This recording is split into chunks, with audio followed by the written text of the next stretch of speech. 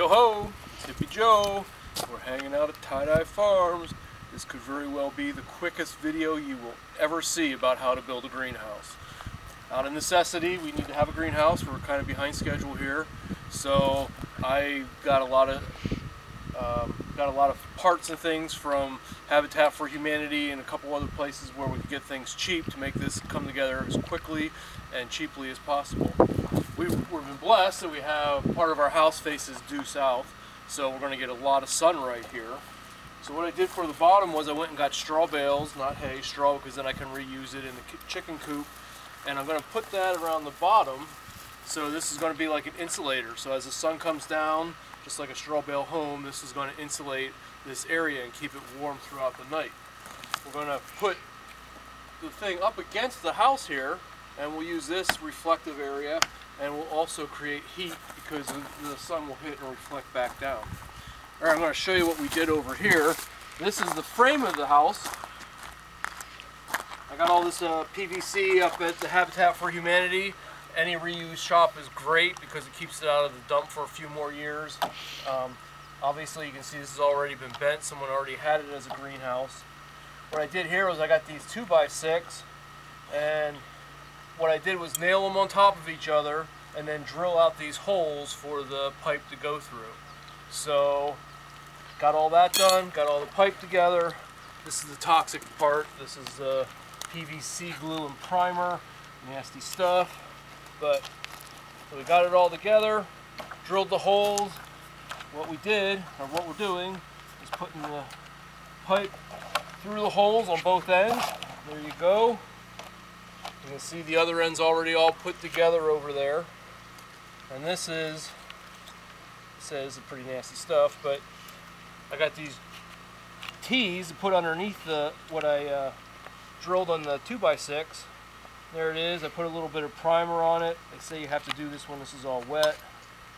Then you get the glue. It's amazing how quickly this stuff dries and how quickly it dries on the pipe. See, that's it. Just press it up. Hold it there for just a few seconds and it's done. Alright, so this is all together. Our next step is to get this up onto the straw bales and attach to that back wall.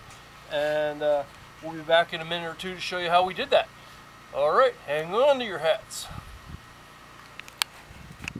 Alright, so you saw what we had over there. We slid it on over above the straw bales that we had in place. Then I measured up how far up it would go with a nice little curve. These are 10 feet. I don't know if I mentioned that. But that gives us a nice little space in here to do a bunch of starts and everything. So I cut this off and screwed that in. And then down here on the back side, I made these out of 3/8 rebar. You can see mostly it's close to a 45. And then I did it from the outside. But anyway, yeah, so they go in. 45-degree angle is your strongest angle. These things are all really in. So I'm just going to do some little more shoring up of this. And I'll bring you back to see that real quick, and then we're going to have to go measure it to get some plastic. But we're stoked. Look at this thing, man. Yoo-hoo! Alright, so this is the last stage before we have to measure for the plastic. I didn't buy the plastic in advance because God only knows how big it's going to be. I'm not a physicist and I can't figure that stuff out in advance.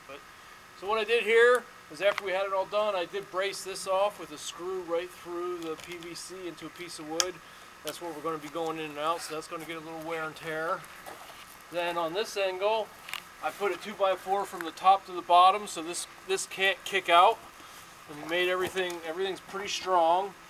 And then through most of this, what I've been doing, and let me grab this good duct tape.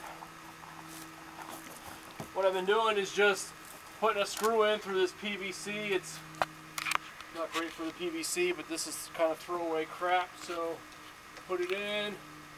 Got it all lined up. Once it was in, I used one of my favorite building products, duct tape. And I just kind of taped them all down. Kind of using this to tie off. You don't have to use duct tape. You could use buckskin or anything to tie this thing off. But a couple pieces like that.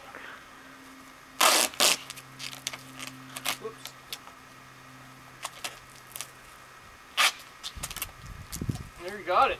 I mean, it's pretty solid, pretty sturdy. It's not going to have to handle a snow load.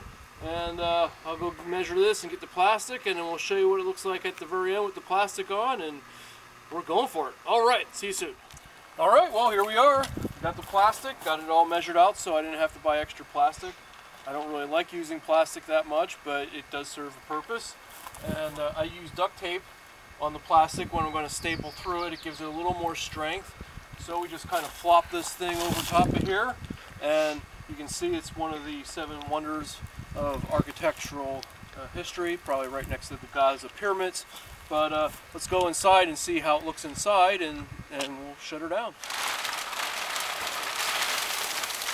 All right, here we are inside our structure. It's about 80 square feet. Cost us about 80 bucks to put this together. I mean, it's not going to be what we use for the rest of our lives, but it's going to work. Gave us something to do. Took about 4 hours, and we're stoked. We're ready to start planting. All right, you guys have a good day. We're just hanging out here at Tie Dye Farms. Yoo-hoo!